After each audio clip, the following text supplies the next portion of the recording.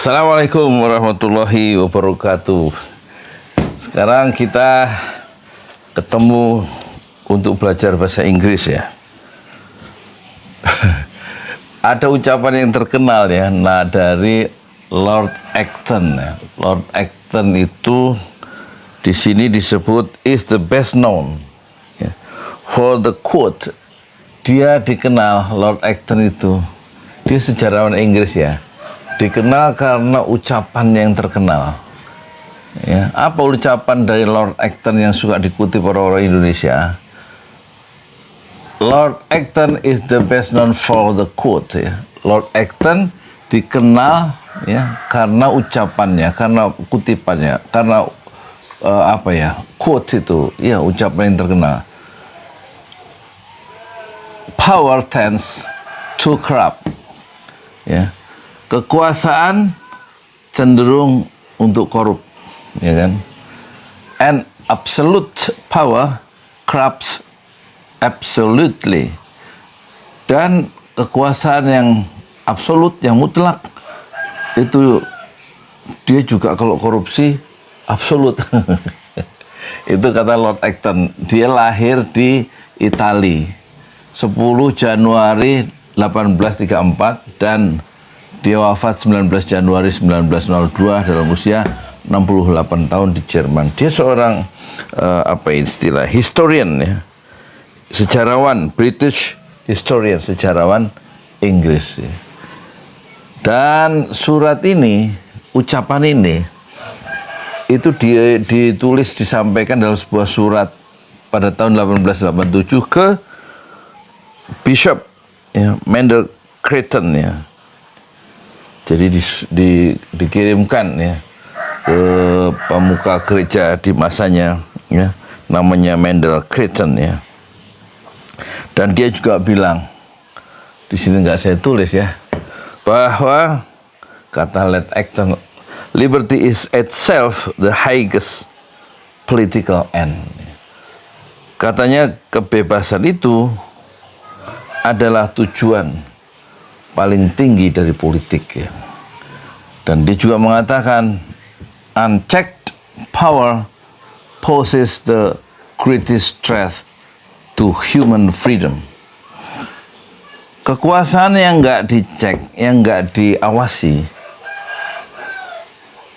merupakan ancaman terbesar, the greatest threat, ancaman terbesar to human freedom.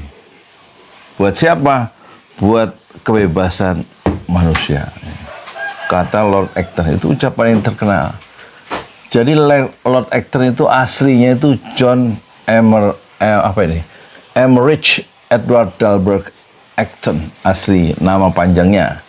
Ya, dan orang dunia lebih mengenal sebagai Lord Acton. Dan ucapan yang terkenal, power tends to corrupt and absolute power corrupts absolutely. Artinya kekuasaan itu cenderung untuk korup ya. Ya dipakai untuk melakukan hal-hal yang merugikan, dan kekuasaan yang mutlak, yang absolut tanpa pengawasan itu korupsinya juga nanti mutlak. Ya, dia melakukan penyimpangan juga secara mutlak karena nggak ada yang ngawasi.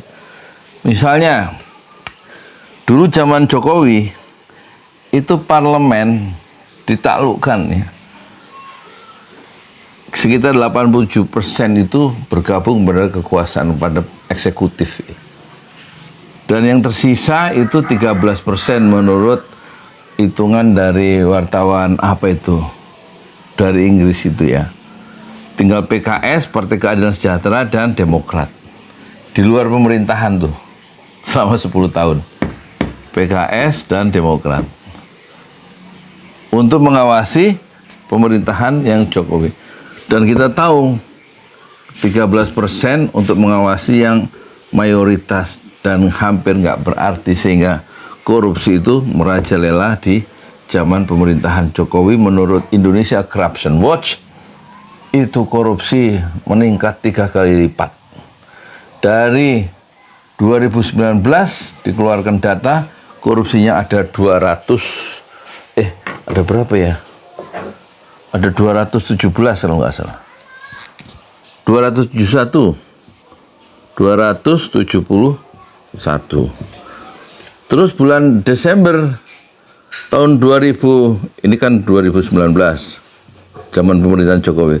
Kemudian 2023 itu meningkat menjadi 790, 3 kali lipat meningkat. Dan partai oposisi yaitu PKS dan Demokrat tidak berhasil mengendalikan atau mengawasi jalannya pemerintahan yang korup ini di zaman rejim Jokowi. Nah sekarang bayangkan korupsi di zaman Prabowo kira-kira bagaimana? Di zaman Prabowo itu 80% partai ikut koalisi Merah Putih kecuali PDIP.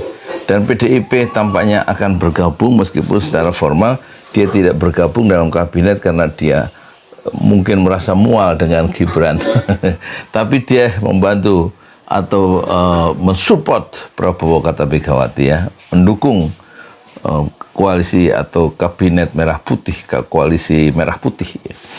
Itu berarti di zaman Prabowo seluruh partai politik 100% itu bergabung mendukung pemerintah. Kira-kira bagaimana korupsi di era Prabowo ke depan?